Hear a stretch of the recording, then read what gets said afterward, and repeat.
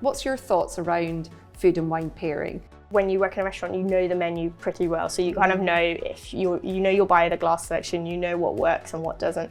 But when you're looking at her menu, you want to know not just the main kind of dish. If you've got chicken, you do chicken pairs with lots of things, but it's the sauce and the way it's cooked. Yes. So that has a huge impact on what wine then works. It's actually a lot of the times the other elements in the dish, not the main part of it, that you're looking at. And then you're also, again, you've got to ask the customer, what do you want? What do you like? Because I could recommend the best pairing in the world that I think is incredible, but if they don't like the wine individually, they're probably not going to enjoy it that much together either. Even if it does work, everyone's taste is different. They've got to like both separately and together, I always think. Oh, that's a great tip, isn't it? Yeah. So if, and I think about the sauce and anything that's a stronger flavour component, it's almost going to shadow over like your chicken or your fish dish. Texture is as well, depends how it all pairs in your mouth and everything, all that flavour. But so many times you look at a menu and you think, that will work amazingly, and then I go to taste it with the chefs and I think that does not work at all. And then you have to try something else because there's one element that you overlooked, that they've used some mustard in the sauce or something that you didn't realise, and it's such a powerful flavour that, and also adds texture and body to it, that you haven't thought about that. So you need to look at everything in it. Yeah. So that's really interesting. Do you tend to, when the menu's getting created with the head chef, for instance, do you guys sit together and work through that? We tend to have a little look and do a preview, and chefs, I always say, even if they don't necessarily know about wine, they've got incredible palates. They're designing this food, and watching a chef come up with a menu is like watching a som in a blind tasting. It's incredible. So I always think that that's the best person to ask about, do you think this goes? Because they made the food and they know exactly what went into it, and they know exactly what they were thinking when they were putting all the layers of flavour together. Brilliant. So I find it really fascinating. And normally on the whole, we work with a great bunch of chefs at Gleneagles Townhouse, but normally chefs are interested in wine. They even, it doesn't matter how much they know, they want to know more because it does pair. It's such a crucial thing. When you go to a restaurant, you're going to enjoy the food and wine usually. So it's such a partnership between the som and the chef. And what would you generally say to customers that are asking you for some advice? My philosophy around food and wine pairing is don't listen to what people are telling you. Drink what you want to drink. Okay. Now, so if you want to have a rare steak, if you're going to Hawksmoor and you're having a lovely T-bone, rare, and you're being told that you have to drink a Malbec or you have to drink a Cabernet, but you don't want to drink a Cabernet, you don't want to drink more, but you want a Riesling. Yes. Drink a Riesling. Yes. Okay, it might not be the perfect pairing that accentuates all the flavours, but are you going to enjoy it? Yeah. Of course you are, because it's what you want to drink. Now, of course, if somebody asks me, now I'm having Gorgonzola, what should I really pair with that? So, well, actually, you know what? It's got a real saline saltiness coming through. It's really punch, sort of piquant. And what you want is you want to have something with a bit of acidity in there. Yes. So I would probably take something like a Riesling or a Gewürztraminer because it'll pair really nicely. But what do you normally drink? Oh, well, I normally have Beaujolais. Tell you what, great. Gamay, crack on, chilled. Perfect, spot on. So you kind of, by suggesting what we would normally have, but then asking that question, you kind of come to actually what they want. And if they want a red with the Gorgonzola, great, you've Beaujolais. Yeah, and what you're doing there is you're just making sure that the tannins are really light, so they're not going to compete too much. And there's a bit of acidity coming through with the Gamay, absolutely. Yeah, gorgeous. So it's still very customer led, which is super. Totally. And I will always ask people, are you looking to match your food with your wine? And I always try and reassure people as well that it's okay, if you don't want to, because I think that's a whole stigma. But if they do, then I'll ask them to sort of let me know what course they're thinking of having.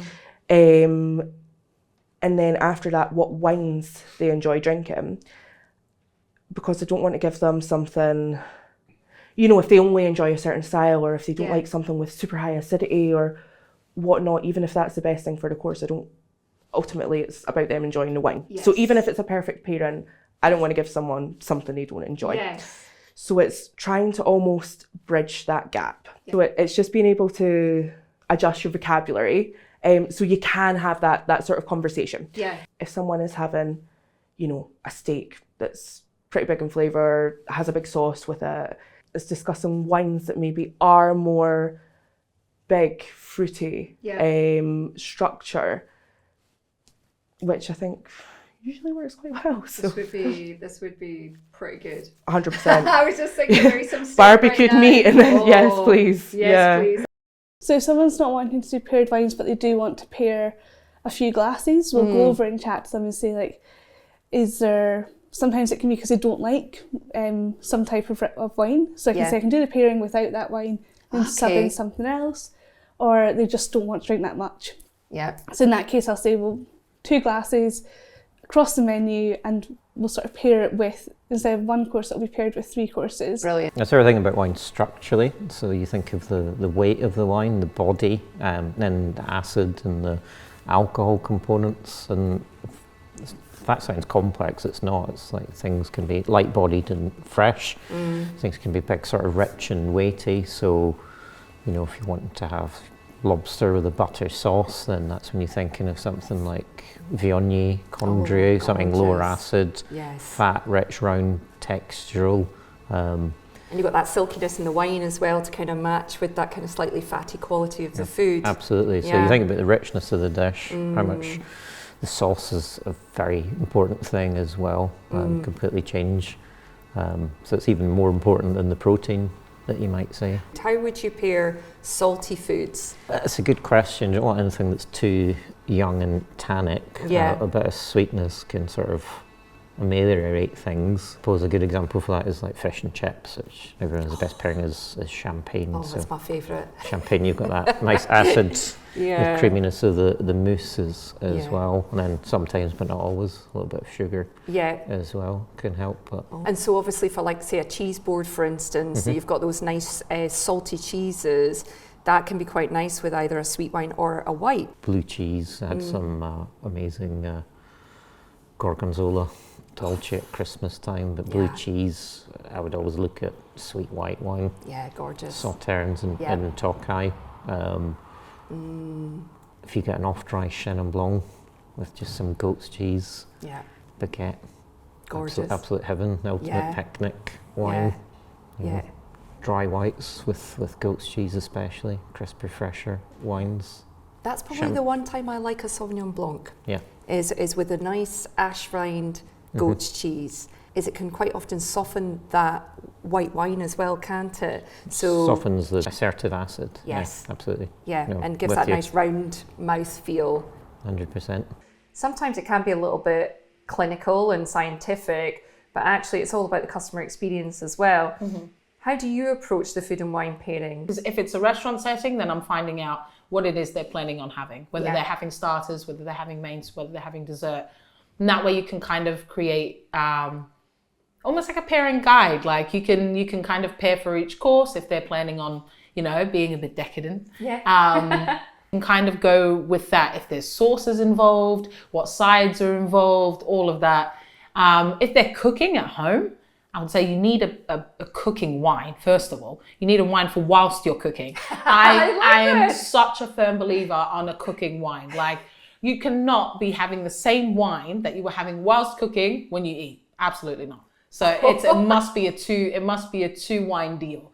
Do you have any food and wine pairing tips or things to consider? Consider what food you're having. Consider what meat is involved, if there's any meat involved. If not, what prime vegetables or what main vegetables you're going to use. The flavor profiles of that. The sauces or any seasonings that you're going to use, because arguably they're the thing that matters most. I would say seasonings and sauces and whatnot, because they overpower everything else. They can anyway. How you feeling? Like whether you're feeling like, you know what, this is a deep Napa cab kind of night. Nice. Like that's one of them. Or if it's this is a Beaujolais Nouveau kind of night. You know, it all depends on how you feel as well. I'd say that's almost as important as what you're having. I would say, if not just as. I think mood is so important, and I think it's quite underrated in terms of also the occasion that you touched on. I think it's really important as well.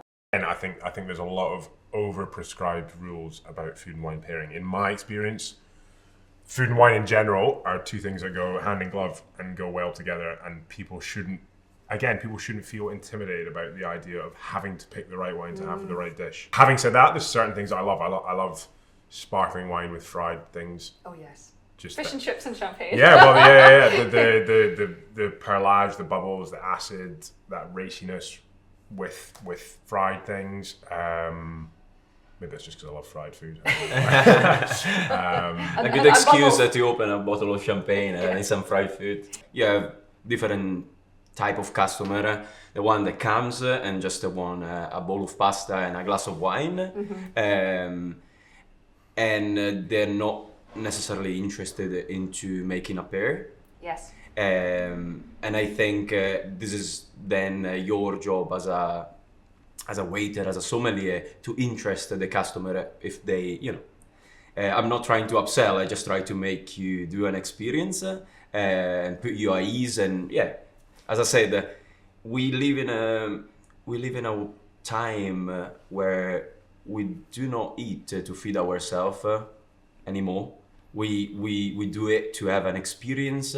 We use it to connect with people. And I think, as you well said before, it's just wine and drinks in general are an enhancer for this experience. And then you got people more interested into discovering and do pairings and some people overthink it. There is not rules and boundaries about wine. I remember I had a customer recently. They came. They were stressing a bit about, do the pairing, ask loads of questions, but they were a bit picky with wine. And at some point I was like, listen, you want my recommendation? Just pick a bottle that you like. Let's find a wine that you love and order whatever you like from. There is no necessarily you have to have a fish with white or a light chilled red. I think that's one of the most common misconceptions, isn't it? Is the Yeah. fish and white wine misconception. Oh yeah, definitely. A good simple rule to remember is what grows together goes together. So and particularly with Italy, very regional cuisine. So you get lots of variation in the food. Which we're very, as you say, we're very lucky here. The chefs, we change the menu all the time, and we're always showcasing different dishes from different regions. And there's always a complimentary wine from the region. That terroir of the soil, what you said about grows together, goes together, because obviously the vines are in the same soil, that the produce and even the animals that are feeding from those grasses, etc. And you quite often from those regional wines, and especially in Italy, you will get almost the same herbs coming through. Which is quite phenomenal. And I remember thinking how did that happen? How have I got oregano? I feel like I'm having a pizza. Which you can taste that in Sangiovese sometimes, or why Barolo and truffles go together, because you can taste the truffle in a glass of Barolo. And Tuscany is another great example. You got thyme and rosemary and wild Oregon, because it grows in the field. And I don't know, maybe some of the essential oil get transferred on a scientific point of view, but it's incredible. It is incredible, isn't it? But I don't think I'd ever focus on picking a wine because of the pairing, because it's like wherever you are, the food menu is this, and the wine list is this. So you can't assume that all of those wines pair with the food to a certain extent. So focusing on that, I think, is maybe wasting your time rather than finding what you really enjoy. Especially if you're not doing a very specific pairing menu. Exactly. If you are in a fine dining establishment, and you're getting some really lovely prime cuts of fish or some rare locally sourced food, and you want to go for a bottle, but then either way you're having many different courses. There's so many different ingredients. So unless you're going for a pairing that is offered by the restaurant, I think it's just better to go for something that you like, or just go for the ultimate pairing of all, which is champagne. Exactly. I'm so glad you said that. I am pro that as well. I'm so bad. All of the restaurants, all of the fine dining restaurants I've been to, I'm very lucky to be friends with the Somm, so I always That's helpful. I asked them in advance if I can bring a bottle of wine and pay corkage. Yes. So what I do is we will end up going in for dinner, bringing in a bottle of champagne of my choice. Yes. As bring your own bottle. Yeah. And then go for one pairing, so we can actually taste what the Somm That's brilliant. envisioned. Yes. And then just go on this beautiful journey of pairing champagne with starters, with bread and fish and meat, all the way to desserts, and it works every time. That's fantastic. I think that's also a great top tip, and it was something that I was looking at, and corkage is one of my favourite things as well, which is if I've got some nice bottles of wine that I know I want to bring and want to try, it is a really nice affordable way to drink fine wine in the restaurant as well. Exactly. And I love that you said champagne, because it's one of my favourite pairings of all time. Yeah. I get more excited about if someone wants to buy a bottle of wine without the pairing, it means that I get to dial into what they're looking for and what they're enjoying. And I think often, you know, we have to remind ourselves as well, like people aren't always in the restaurant to have, they are in many circumstances, they're there to have that type of like kind of gastro experience, but also they're probably there to like catch up with friends and to like, etc. And actually the food and the wine, and I don't mind saying this, is like a bit of a background, so like it's background noise almost in many instances. And I think so long as those things are good, they'll enable the really important thing of people actually just connecting to run wild, you know. Yeah, so, that sounds good. And I think that that's how wine and good food can bring people together anyway. So it is like a really communal thing that we can do together and in a community, and we can talk about it and shared experiences. And I love what you said, because I am the same. I will buy the wine first, or want to choose the wine first, and then I'll work out, well, what can I have, because I really want that wine. Do you go in for food and wine pairing to start with? No. Eat something you like, drink something you like. Okay, perfect. I for such a long time was like, oh, you must pair this with this and that with that. And I met Sandia Chang, and she was like, just drink something you really like and eat something you really like. Yeah. It's double the pleasure. I am probably still in the arena of, this goes really nicely with this. It's because amazing when it works. Wine. A lot of wines do go well with various foods. Yeah. But again, it's just all about enjoyment. Yeah. Like, if you want to get gout, do it properly. Like, don't pair it with your crystals and your toes, pair it with what you're eating.